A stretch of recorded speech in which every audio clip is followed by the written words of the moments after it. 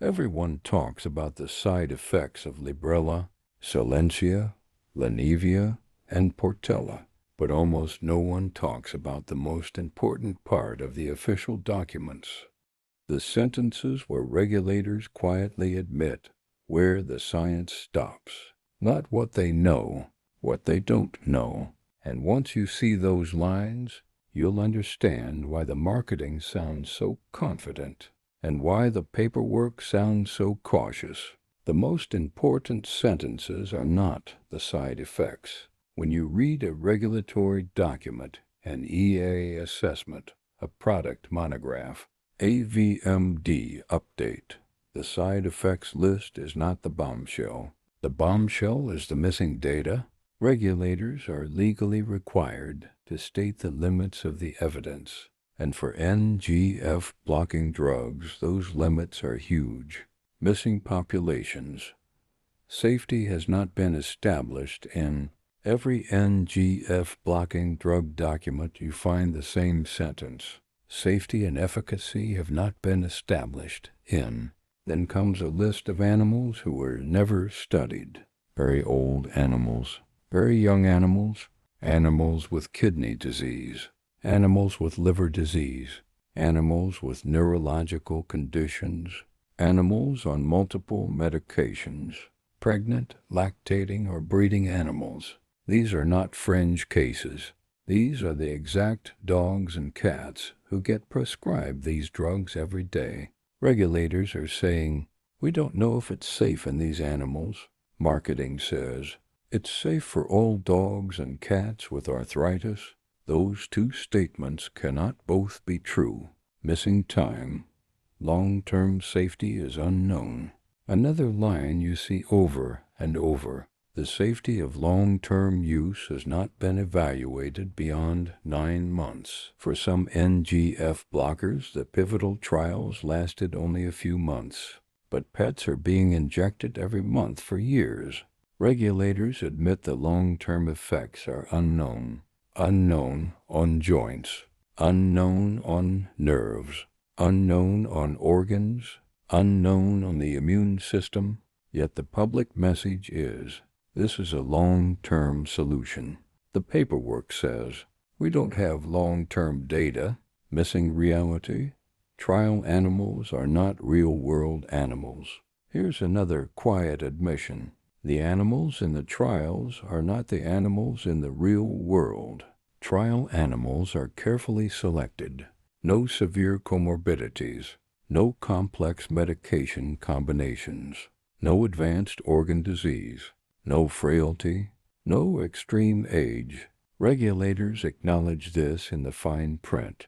But in real life, these drugs are given to the oldest, sickest, most fragile pets, the ones who would never have qualified for the trials. So when regulators say, use with caution in animals with concurrent disease, what they're really saying is, we didn't test it on the animals who need it most.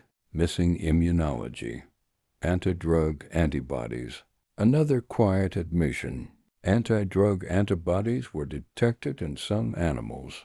This means the pet's immune system can start attacking the drug itself. Regulators admit it can reduce the drug's effect.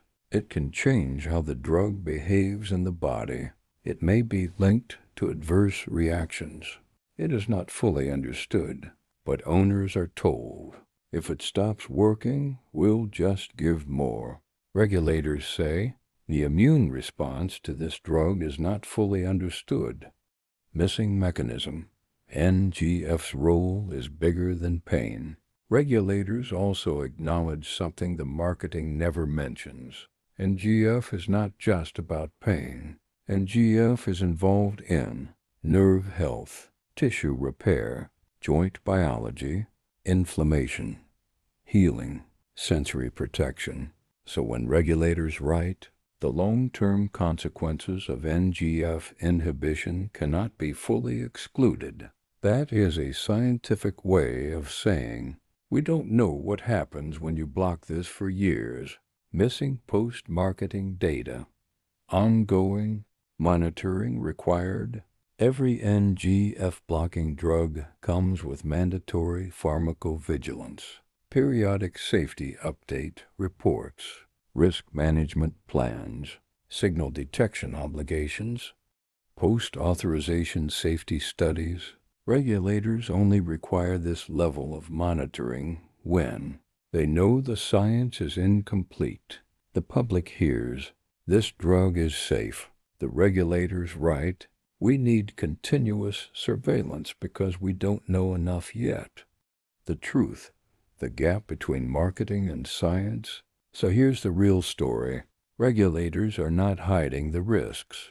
They're admitting the limits, but those limits are buried in technical documents, not spoken in the exam room. The marketing says, breakthrough, safe, revolutionary. The regulators say, we don't know in these animals. We don't know for this long. We don't know in these conditions. We don't know the long-term consequences. Side effects matter, but the unknowns matter more, because when a drug is new, powerful, and biologically complex, the biggest danger isn't what we know, it's what we don't know. And regulators quietly admit that the science stops far earlier than the marketing suggests. Your pets deserve informed consent, and informed consent starts with the truth.